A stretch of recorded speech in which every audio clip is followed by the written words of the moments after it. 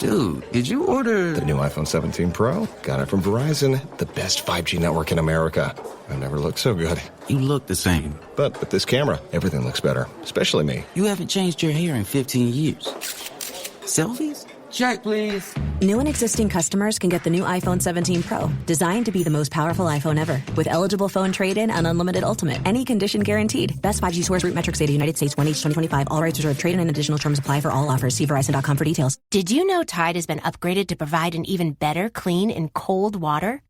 Tide is specifically designed to fight any stain you throw at it, even in cold. Butter? Yep.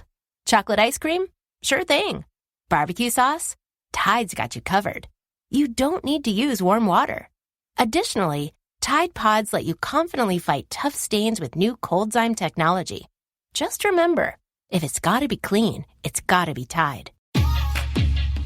NetCredit is here to say yes to a personal loan or line of credit when other lenders say no. Apply in minutes and get a decision as soon as the same day. If approved, applications are typically funded the next business day or sooner. Loans offered by NetCredit or lending partner banks and serviced by NetCredit. Application subject to review and approval. Learn more at netcredit.com/partner. NetCredit. Credit to the people.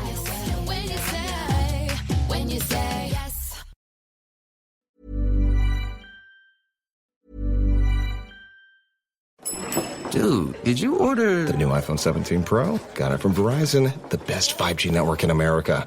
I've never looked so good. You look the same. But with this camera, everything looks better, especially me. You haven't changed your hair in 15 years. Selfies? Check, please. New and existing customers can get the new iPhone 17 Pro, designed to be the most powerful iPhone ever. With eligible phone trade-in and unlimited ultimate. Any condition guaranteed. Best 5G source root metrics data, United States, 1H 2025. All rights reserved. Trade-in and additional terms apply for all offers. See Verizon.com for details.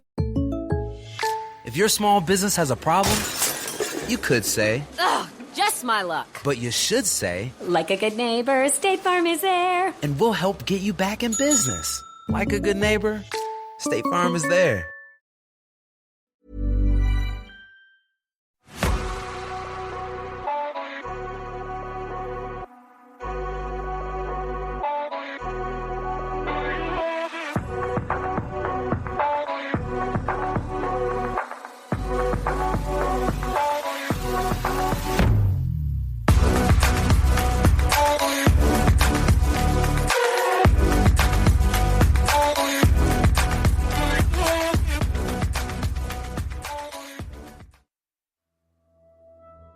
Hello, I'm Sarah, and welcome to day number 3 of 31 Days of Halloween. I've got 2 spooky stories to share today.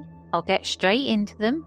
Are you ready for the first story? At 3:17 a.m., a bus that isn't on the schedule arrives outside my house. The context: I'm a middle-aged man who lives on the outskirts of Parbold, a small English village. My house is the only one on a long, winding country road, but it does have a bus stop. From my bedroom window, I can see it on the other side of the road. It's quite handy, really. I never miss the morning bus to work, and I know the schedule off by heart. That's why I was bewildered when I first noticed the 3:17 a.m. bus on Saturday the 14th of October. It woke me up, actually. I'm a light sleeper.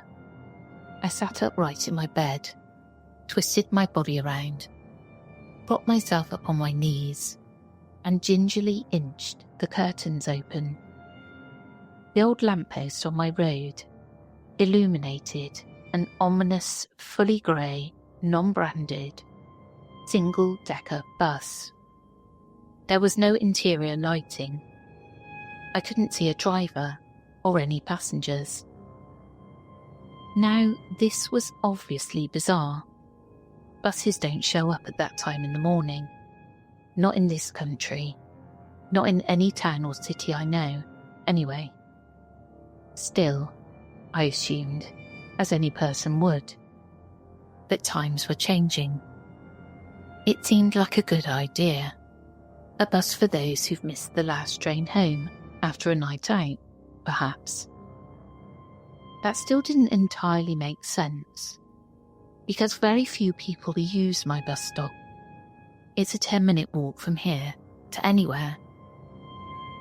I checked the schedule. Nothing.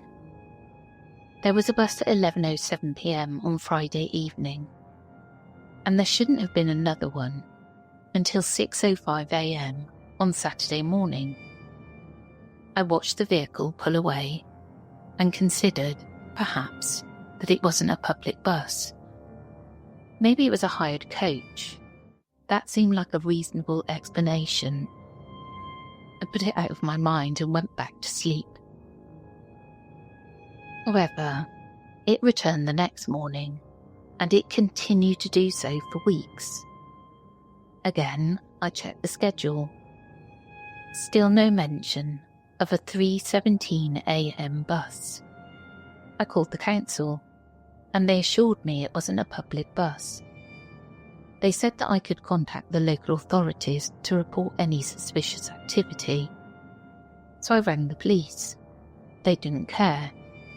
They passed me over to some civil department with a forgettable name, and that department passed me over to another department. Nobody was concerned. It became clear that each person I contacted just wanted me to tire of the whole thing and stop bothering them. I gave up on seeking help, but I didn't give up on my quest for an answer. I started making notes.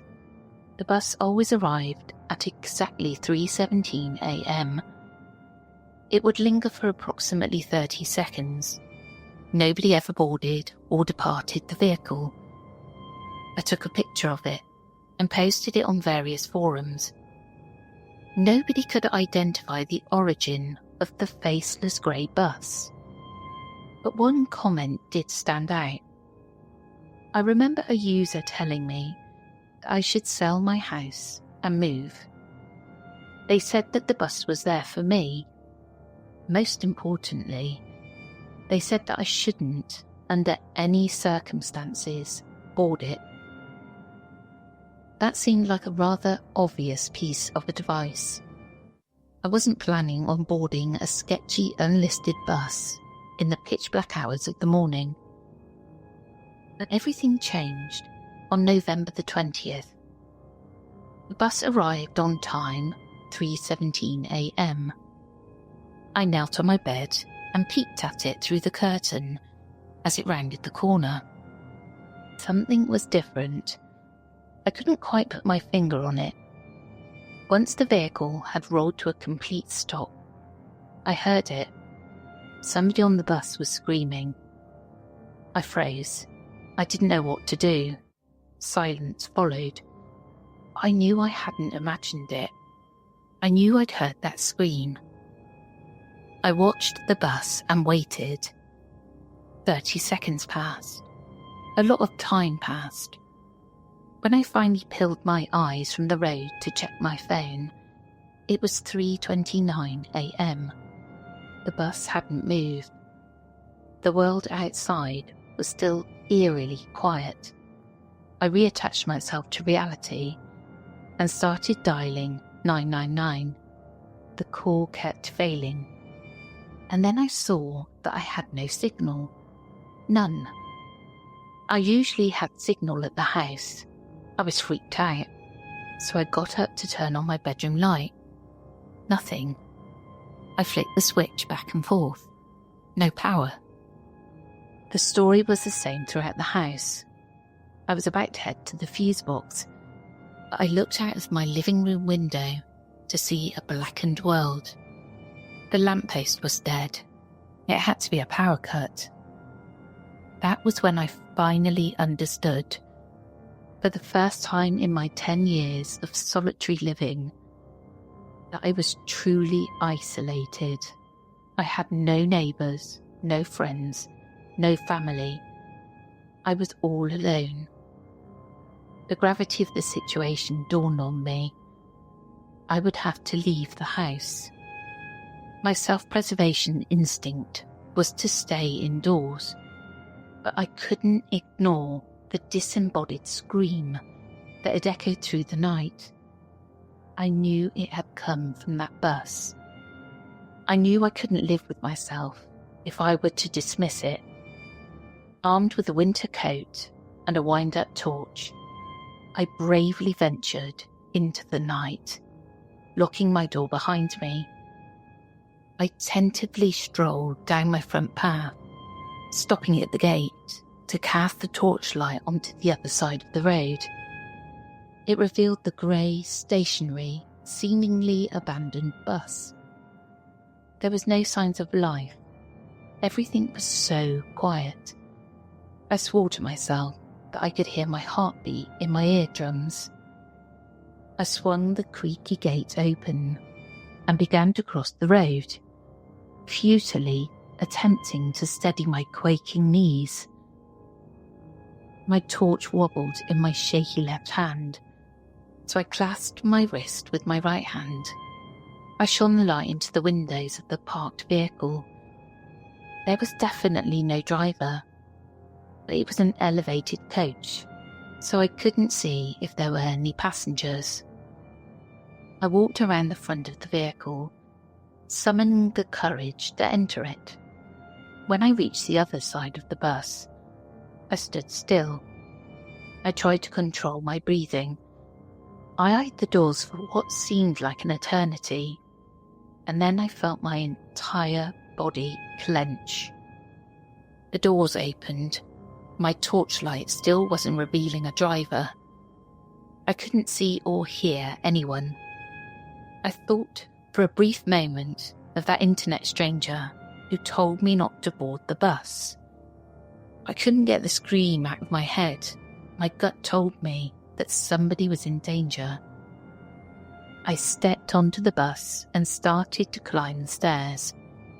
The doors closed. I held the torch before me, as if it were a weapon, and I gradually climbed the next set of stairs to the elevated passenger platform. I spent several seconds on each step, savouring what I felt could be my final moments on Earth.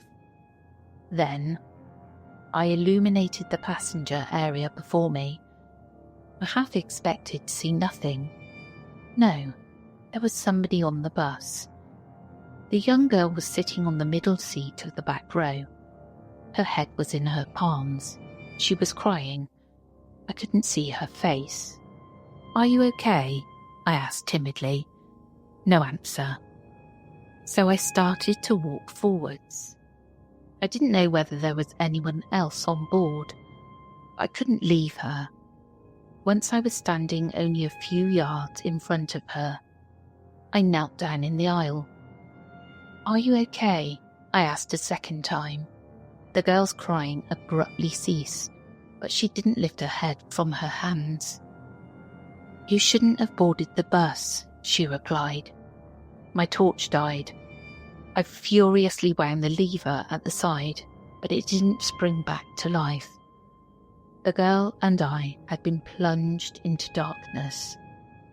Then I heard the bus doors open. I slowly turned my head to face the front of the bus. I could hear the sound of low, guttural breathing. It was followed by clunking footsteps. Dim moonlight shone through the front window, but it was sufficient to display a hulking figure at the other end of the aisle. A black spectre with gangly limbs was moving toward us. He hunched forwards, and his elongated arms dragged along the tops of the seats. He was too tall and too wide to fit in the aisle. I turned to face the girl.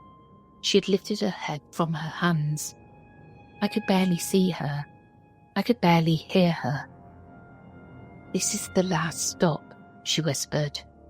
"I was really hoping you wouldn't board. I wanted more time." Before I could even comprehend what was happening, I felt an icy limb coil itself around my ankle. It yanked, and I fell. My nose connected with the floor of the aisle, and I heard something crack. I thought that was it. I thought that was the end. But I looked up to see the demonic creature coil its other limb around the girl's neck. It hoisted her from her seat. She screamed as she was lifted towards the indistinguishable figure in the aisle. I couldn't really see what happened in the darkness, but I'll never forget the sound her body made when it was consumed by the black entity. It sounded like leaves crunching beneath walking boots. I had almost entirely lost my sense of reality at this point. Some vestige of survival instinct persisted in my fractured mind. I twisted onto my back and looked down at my ankle. I couldn't really see what I was doing in the dark. I just knew I had to act. So with my free foot, I stamped on the creature's limb. I stamped as hard as humanly possible. The demon, which had been devouring the poor girl, unleashed an inhuman wail. It pierced my eardrums and shattered every window on the bus. The limb retracted from my ankle and returned to the shadowy being. I seized my opportunity, catapulting to my feet. I spun around and lunged for the now glassless back window of the bus, clinging to the frame of the window for dear life. I took one last look at the dark entity that was hurtling towards me. Then I dropped to my feet on the ground. I sprinted away from the bus. Adrenaline fueled me onwards. I didn't look back, I just kept running. At the speed I travelled, I think it only took me a few minutes to reach the warm and welcoming lights of civilization. I looked at my phone and cried when I saw that I had service. I booked a taxi. I wanted the farthest possible destination. I chose Manchester. Then I took the first train to London. For the past couple of weeks, I've been living in a hotel. I know I was a little late, but I finally took the advice of that online stranger. I moved away. I moved far away. I don't go outside at night, and I definitely don't look out of the window after 3 a.m. I found this story so incredibly dark. It's given me that kind of not the ick, but that kind of icky feel, if you get what I mean. That kind of feeling that stays with you and it haunts you. It's spooky, really spooky. Are you ready for the second story? The tree on the side of the road. I moved to a 1,700 hectare farm in the province of Limpopo after my stay in the Kruger National Park as a game ranger. On this farm, I looked over the animals, caravan, park and lodge. No harmful animals willingly kept on the property. Essentially a mini game reserve where people could walk and cycle and enjoy life in the bush for a vacation. The reserve is in a small, outdated mining town where the young people never stay and the old people live long. There are workers who stay on the property. The day I arrived to the reserve was normal, except for one thing. It was 10 a.m. and about 40 kilometres before entering the town's main road. I noticed there was a fairly large marula tree lying on the side of the road, as if someone had just plucked it out of the ground with no issue. Lots of locals standing around staring, some not entertaining it. I had to rub my eyes and focus on the road. I thought nothing much of it, just thought the wind blew it over. Must have been rotting at the roots. A few months go by. Life on the reserve is great. I get to paintball troublesome baboons and monkeys, etc. And just overall get in touch with the wildlife. I even named a few that I got to see regularly. I even had a tame ostrich that would always be nearby my cottage. I hear one of the staff mention the tree that I saw, but not under the circumstances that I knew. In this case, the guy was talking about his vision going blurry every time he drives past that tree. Come to think of it, I'd had trouble with clear vision. I played it down. Coincidence. A week or so later, I drive to a town outside of this one to get some supplies that this town didn't have. And I didn't even think about the tree. I got the supplies I needed and came back. Then I noticed the tree again. Only this time it's planted back like normal.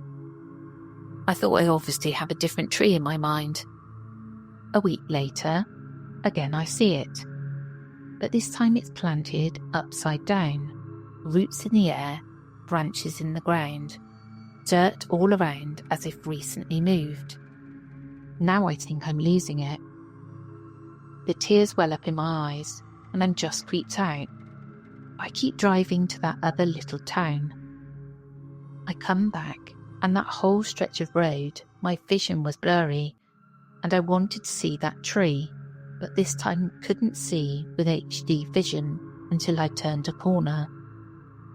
Now, when I visit, that tree doesn't exist. The staff on the property told me that it's a local witch doctor showing his authorities to the locals by how much power he has. He would speak to the tree and it would uproot itself. Then he'd tell it to replant, etc. They told me that the witch doctors even had the power to summon things out of nowhere and place things randomly. The locals don't go near that spot where the tree was.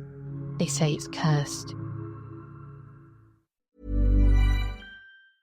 AI is transforming customer service. It's real and it works. And with Finn, we've built the #1 AI agent for customer service. We're seeing lots of cases where it's solving up to 90% of real queries for real businesses. This includes the real-world complex stuff like issuing a refund or cancelling an order. And we also see it when Finn goes up against competitors. It's top of all the performance benchmarks, top of the G2 leaderboard, and if you're not happy, we'll refund you up to $1 million, which I think says it all. Check it out for yourself at fin.ai. NetCredit is here to say yes to a personal loan or line of credit when other lenders say no. Apply in minutes and get a decision as soon as the same day. Loans offered by NetCredit or lending partner banks and serviced by NetCredit. Application subject to review and approval. Learn more at netcredit.com/partner. NetCredit. Credit to the people.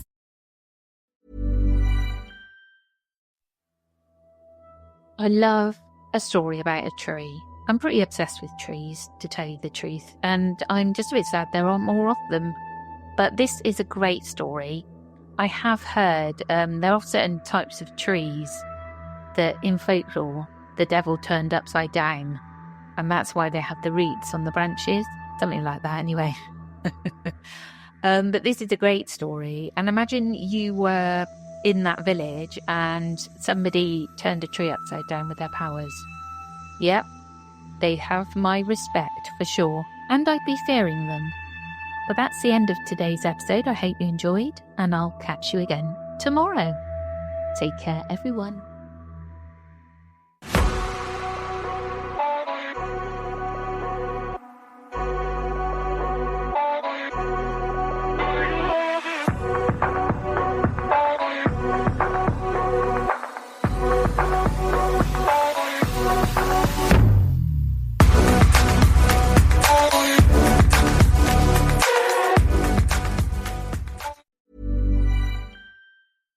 I like things my way, my coffee, my schedule, and my treatment. So I talked to my doctor about self-injecting with the new Vyvgart Hytrulo prefilled syringe, which contains Efgartigimod alpha and hyaluronidase QVFC. It's injected under your skin, subcutaneously. Now I can inject in my space on my time. It's my treatment, my way. Visit VyvgartMyWay.com. That's VYVGART MyWay.com. And talk to your doctor about Vyvgart Hytrulo, brought to you by Argenix. Did you know 39% of teen drivers admit to texting while driving? Even scarier, those who text are more likely to speed and run red lights. Shockingly, 94% know it's dangerous but do it anyway. As a parent, you can't always be in the car, but you can stay connected to their safety with Greenlight Infinity's driving reports. Monitor their driving habits, see if they're using their phone, speeding, and more. These reports provide real data for meaningful conversations about safety. Plus, with weekly updates, you can track their progress over time. Help keep your teens safe. Sign up for Greenlight Infinity at greenlight.com/podcast.